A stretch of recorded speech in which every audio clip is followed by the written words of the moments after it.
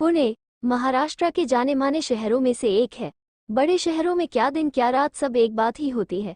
यहाँ की बड़ी बड़ी इमारतें, रोड पर आती जाती गाड़ियां जो कभी किसी के लिए नहीं रुकती है। रात का वक्त था। जंगल के उस सुनसान रास्ते पर कुछ एक दो ही गाड़ी रोड पर दौड़ रही थी। उसी ही में एक ब्लैक रंग की मर्सिडीज कार अपने तेज रफ्तार में रोड पर हवा से बातें करते हुए अपनी मंजिल पर जा रही थी। जी मिस्टर देशमुख, जी जरूर। अभी तो मैं एक मीटिंग के लिए जा रहा हूँ, पर वादा करता हूँ कि बहुत जल्द मैं आपसे मिलने आऊँगा। कार में पीछे सीट पर बैठा हुआ इंसान फोन पर बात करते हुए बोला। ड्राइवर जल्दी चलो, मुझे बहुत जरूरी मीटिंग में जाना है। वो इंसान फोन रखते हुए रूखे स्वर में बोला। जी सर, ड्राइवर सामने मिरर में देखते हुए बोला। रोड को खाली देखकर ड्राइवर ने कार की स्पीड को बढ़ा देता है। पीछे बैठा आदमी अपने फाइलों में खोया होता है कि तभी अचानक से कार से कुछ टकराने की आवाज आती है। अचानक से किसी के सामने आ जाने से कार चला रहे ड्राइवर ने जल्दी से ब्रेक को लगाता है, जिससे वो चीज दूर जाके गिर जाती है। ये घटना अचानक से हुई थी, इस कारण पीछे बैठा कार का मालिक कुछ समझ नहीं पाता है। कार के ऐसे तेजी से ब्रेक लगने के कारण उसको जोर से धक्का लगता है। क्या हुआ, ऐसे कार क्यों रोक दी? वो अपनी फाइलें को सही करते हुए बोला, जो कार के ऐसे अचानक रुकने के कारण इधर उधर हो गई थी। सॉरी सर, वो अचानक से कोई कार के सामने आ गया था। ड्राइवर सामने देखते हुए बोला। क्या? कौन? पता नहीं सर, देखो जाके। शायद कोई जंगली जानवर होगा सर, छोड़िए ना। और कोई इंसान हुआ तो क्या करेंगे आप जिम्मेदारी लेंगे उसकी? पर सर, पर वह कुछ नहीं, आप जाके देखेंगे या मैं जाके देखूं? नहीं सर, आप मत जाइए, मैं देख कर आता हूं। ये बोलकर ड्राइवर बाहर जाता है। कुछ देर बाद ड्राइवर भागते हुए कार की खिड़की के पास आता है और उस इंसान से बोलता है, सर क्या हुआ, आप इतने परेशान क्यों लग रहे हैं? वो इंसान ड्राइवर की तरफ देखते हुए बोला। सर, हमारी कार से कोई इंसान टकराया है, वो बहुत बुरी हालत में लग रहा है। आपने देखा कौन है? नहीं सर, वो पीठ के बल पड़ा हुआ है, मैंने बस दूर से देखा है। अच्छा, चलिए मैं देखता हूँ। ये बोलकर वो इंसान कार से उतरकर उस इंसान के पास जाने लगता है। सर छोड़िए ना, हम यहाँ से चलते हैं, किसी को कुछ नहीं पता चलेगा। कैसी बात कर रहे हैं आप? हमारी कार से इसका एक्सीडेंट हुआ है। एक इंसान होने के नाते हमें इनकी मदद करनी चाहिए। वो इंसान अपने ड्राइवर को डांटते हुए बोला। सॉरी सर, वो इंसान उसके पास जाके खड़ा हो जाता है और उसे देखकर हैरानी से बोला, ये तो कोई लड़की लगती है। क्या लड़की? पर सर, ये लड़की यहाँ क्या कर रही होगी, वो भी इतनी रात को जंगल में? पता नहीं, वो तो इससे ही पता चलेगा कि ये यहाँ क्या कर रही है। वो इंसान उस लड़की के पास जाता है और उसको अपनी बाहों में लेते हुए उसके चेहरा को अपनी तरफ करता है, पर उसके चेहरे पर उसके लंबे बाल आ जाते हैं तो वो अपनी एक उंगली से हल्के से उसके बालों को उसके चेहरे पर से हटाकर देखता है। ये तो वो उस लड़की को देखता है, फिर ड्राइवर की तरफ हैरानी से देखते हुए बोलता है। कहानी को आगे बढ़ाने से पहले प्लीज मेरे चैनल को सब्सक्राइब कर दीजिए और लाइक कमेंट कर दीजिए। संस्कृति हॉस्पिटल, काल्पनिक नाम, पुणे शहर के बड़े बड़े हॉस्पिटल में इसका नाम लिया जाता है। इस हॉस्पिटल का ओनर और ट्रस्टी, जो इस हॉस्पिटल का ही किंग नहीं बल्कि पुणे शहर का डेविल किंग था। उसका नाम ही नहीं सिर्फ डेविल था, बल्कि वो सच में डेविल था।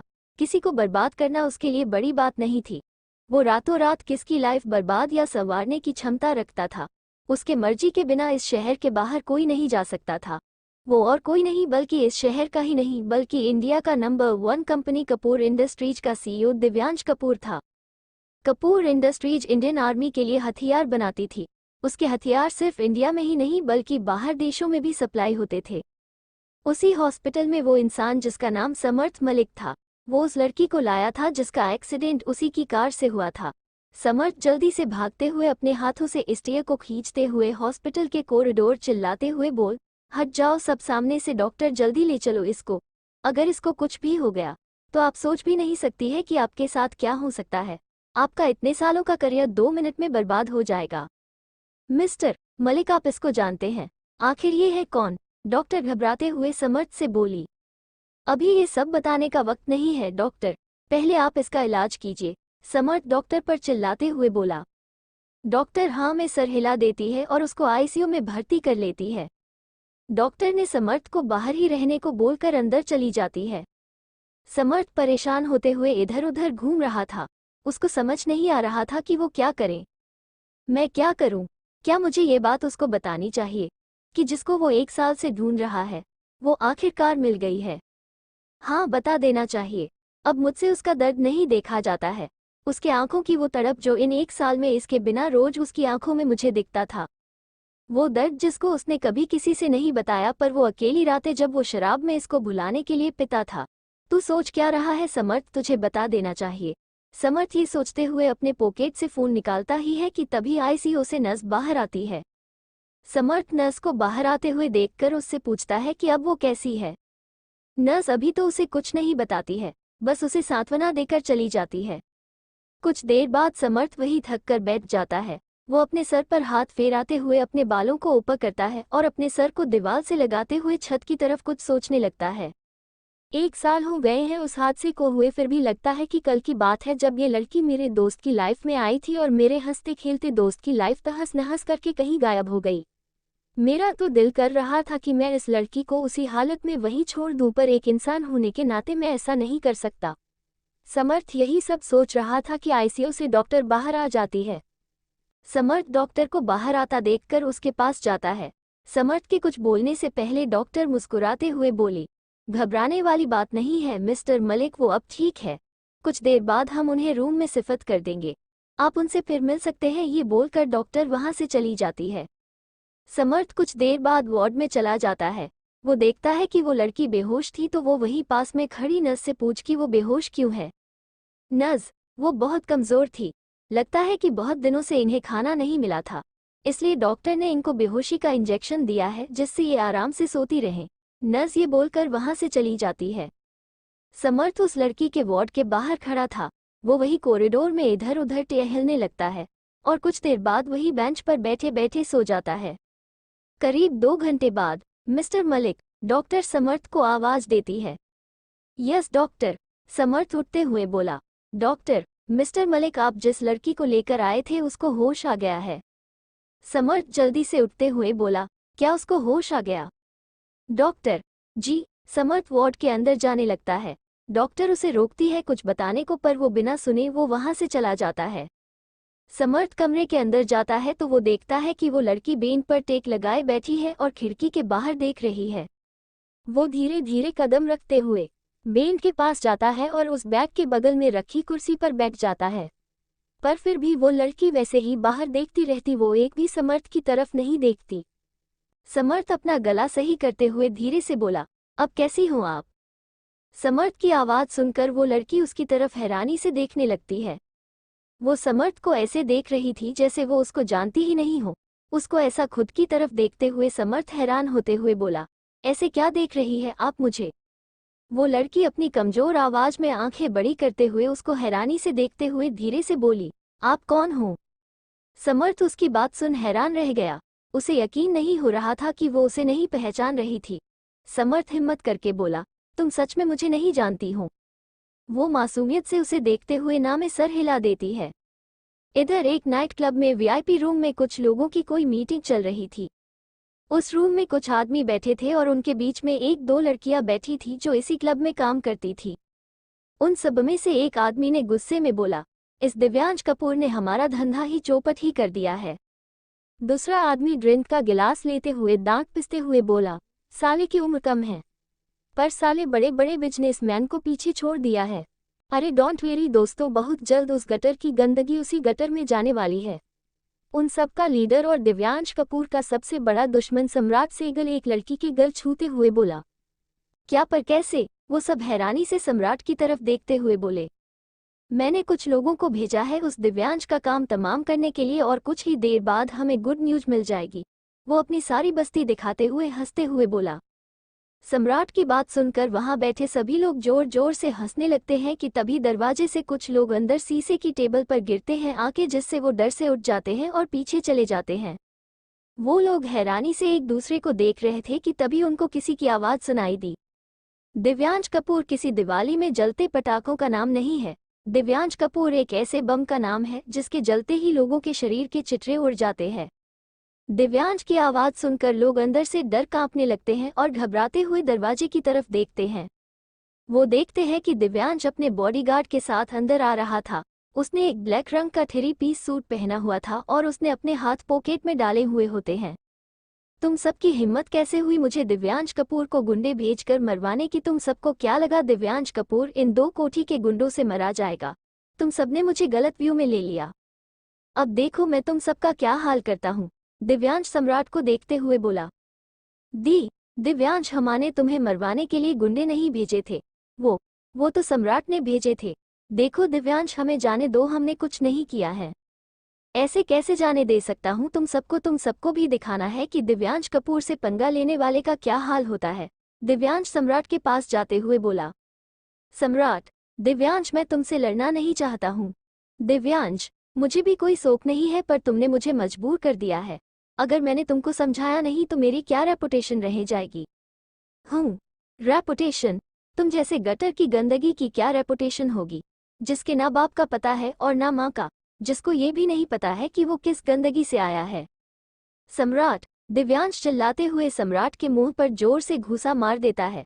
तेरी इतनी हिम्मत, तूने मेरे माँ बाप को गंदगी कहा? मैं तुझे मार डालूंगा साले, तुझे मैं बर्बाद कर दूंगा। दिव्यांश सम्राट को घूंसे पर घूंसे मारते हुए बोला। दिव्यांश का ये रूप देखकर एक पल को तो वहां खड़े लोग डर से कांप उठे थे। किसी तरह दिव्यांश के बॉडीगार्ड हिम्मत करके दिव्यांश को सम्राट को दूर करते हैं और मौका देखकर सम्राट वहां से भाग जाता है। समर्थ हैरानी से उसको देखते हुए बोला, क्या सच में आप मुझे नहीं पहचाने पा रही है? वो लड़की अपनी मासूमियत में धीरे से ना में सर हिला देती है। क्या आपको अपना नाम भी याद नहीं है क्या? वो फिर ना में सर हिला देती है। आपका नाम ईशाना गुप्ता है, क्या आप ये भी भूल गईं? ईशाना गुप्ता, वो धीरे से अपनी आंखें बड़ी करते हुए बोली। आप अपने दिमाग पर जोर डालिए, सब कुछ याद आ जाएगा। एक बार कोशिश तो करो ईशाना। समर्थ ईशाना के कंधे को पकड़ते हुए बोला। मेरा नाम ईशाना है, मुझे कुछ नहीं याद आ रहा। मेरा सर दर्द हो रहा है। ईशाना अपने सर पर हाथ रखते हुए सर को जोर जोर से घुमाते हुए बोली। उसके सर में अचानक से बहुत तेज दर्द होने लगता है। समर्थ ईशाना को दर्द में देखकर बोला, क्या हुआ ईशाना? डॉक्टर जल्दी आइए, देखिए अचानक से इसको क्या होने लगा। समर्थ चिल्लाते हुए बोला। डॉक्टर जल्दी से अंदर आए और उन्होंने समर्थ को बाहर जाने को कहा। फिर वो ईशाना को बेहोशी का इंजेक्शन दे देती है, जिससे वो थोड़ी देर के लिए सो जाती है। समर्थ और डॉक्टर वार्ड से बाहर आते हैं। समर्थ हैरानी से बोला, डॉक्टर ये अचानक से इसको क्या हो गया था और इसको कुछ याद क्यों नहीं है?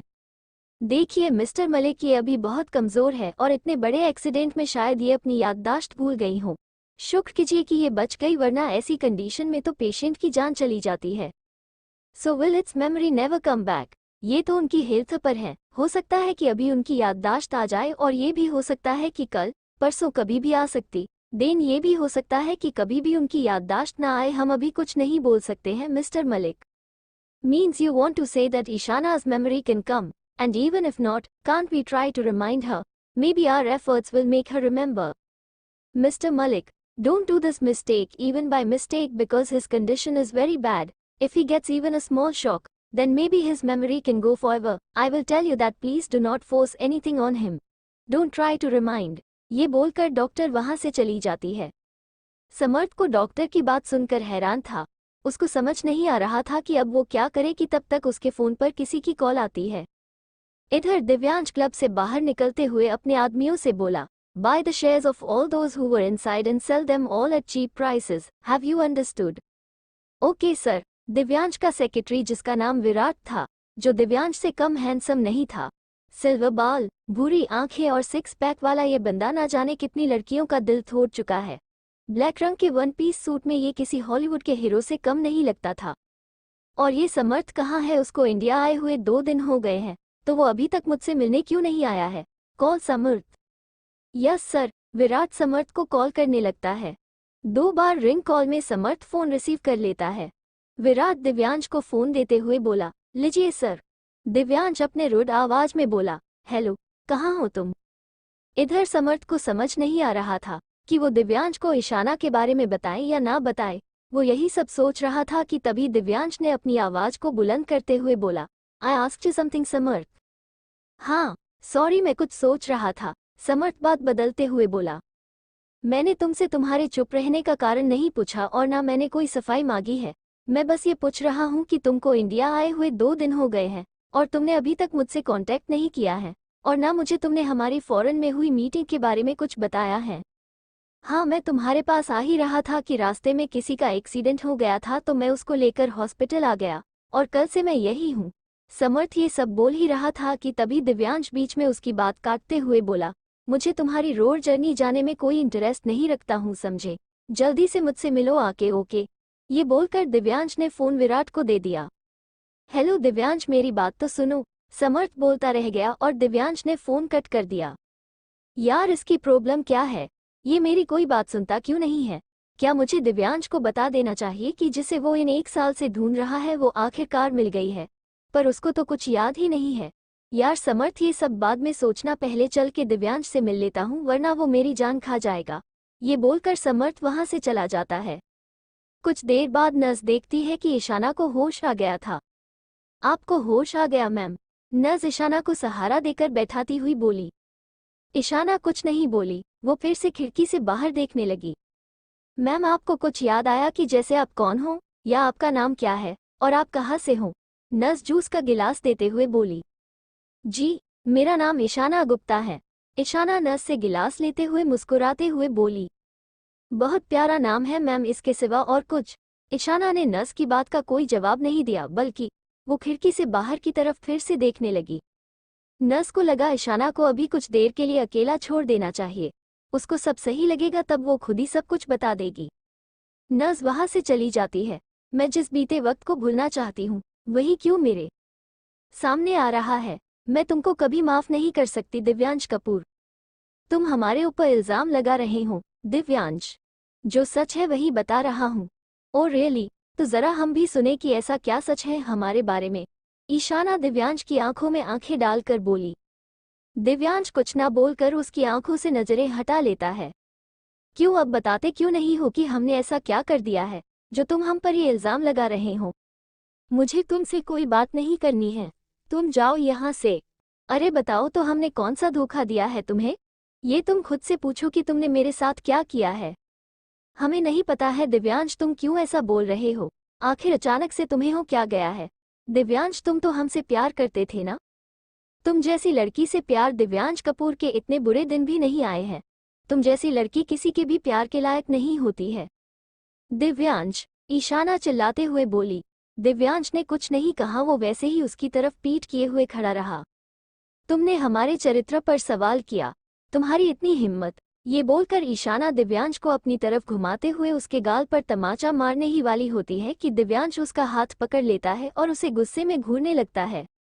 तुम्हारी कैसे हिम्मत हुई बिजनेसमैन दिव्यांश कपूर पर हाथ उठाने की? ये गलती कभी गलती से भी मत करना, समझी तुम? ये बोलकर दिव्यांश उसका हाथ एकदम से झटक देता है। ईशाना दिव्यांश का ये रूप देखकर हैरान रह जाती है।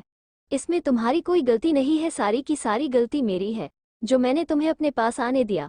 मैं भूल गया था कि तुम जैसी लड़की की जगह वही होती है। कैसे मैंने ये गलती कर दी, कैसे? दिव्यांश अपने बालों पर हाथ रखते हुए चिल्लाते हुए बोला। तुम्हारा मतलब क्या है दिव्यांश? तुम हमें अपनी लाइफ में लाकर पछता रहे हो, पर तुम ये भूल रहे हो दिव्यांश कपूर कि तुम आए थे हमारे पास, हम नहीं गए थे। भूल तो तुम रही हो ईशाना गुप्ता की कौन किसके पास आया था। जब से तुम मेरी लाइफ में आई हो तब से तुमने मेरी लाइफ बर्बाद कर दी है। हमने बर्बाद की, वो भी तुम्हारी लाइफ। जरा हमारी आंखों में आंखें डालकर बोलो ये बात। ईशाना दिव्यांश को अपनी तरफ करते हुए बोली। हमने तुम्हारी लाइफ नहीं बर्बाद की है दिव्यांश कपूर, बल्कि तुमने हमारी लाइफ बर्बाद की है। याद है या याद दिलाओ? हाँ, मुझे सब याद है। उस दिन को कैसे भूल सकता हूँ? वो वही दिन था जब तुम जैसी बचलन लड़की मेरी लाइफ में आई थी। Divyansh, Tarak dot dot dot dot अल्पविराम डॉट अल्पविराम डॉट डॉट डॉट अल्पविराम dot dot dot dot dot. इसी बीच अचानक से दिव्यांश की घबराहट के कारण आंखें खुल जाती है। वो पूरी तरह से पसीने से लथपथ था, सांसें तो सौ की स्पीड में चल रही थी। वो हौंफते हुए अपने बिस्तर पर बैठ जाता है और बगल में रखे पानी के गिलास को उठाकर जल्दी से पूरा पानी पी लेता है। दिव्यांश पानी का गिलास रख देता है। वो एक नज़र दीवार पर लगी घड़ी पर नज़र डालता जिसमें रात के 2 बज रहे थे। वो अपने सर को बेड पर से टेक लगाकर ऊपर छत की तरफ देखते हुए अपनी आंखें बंद कर लेता है। वो अपने माथे पर हाथ रखते हुए अपनी भौहें एक दूसरे से मिलाते हुए बोला, 1 साल हो गए हैं उस हादसे को हुए, पर फिर भी अभी तक मैं तुम्हें भूल नहीं पाया हूँ और शायद कभी भूल भी नहीं सकता हूँ। ये बोलकर दिव्यांश अपने बेड से उठ जाता है और खिड़की के पास जाके अपने रॉय ब्लू नाइट सूट में से एक महंगी सिगरेट अपनी बगल वाली पॉकेट से निकालता है और अपने मुंह में रख लेता है।